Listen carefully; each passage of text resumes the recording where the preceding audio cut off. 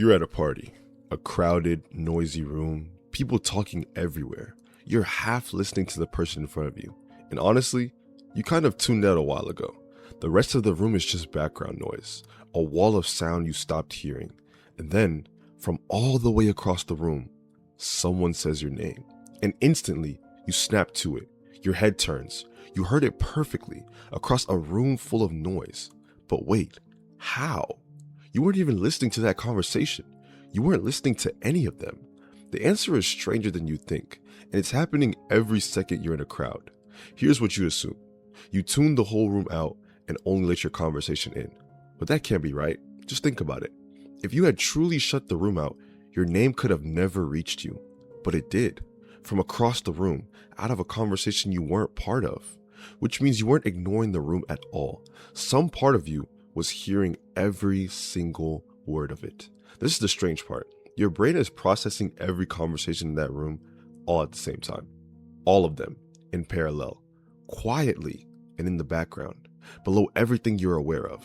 You're not ignoring the room, you're secretly monitoring all of it. Every voice, every word, constantly scanned. So if you're processing all of it, why does it feel like silence?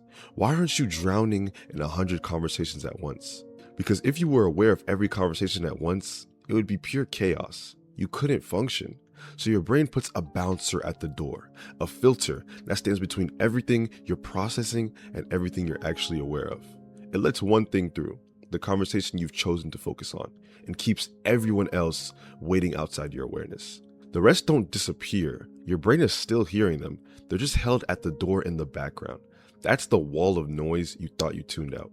It was never off. It was just waiting outside. But the bouncer has a list, a few special words that get a permanent VIP pass. Straight through, no waiting.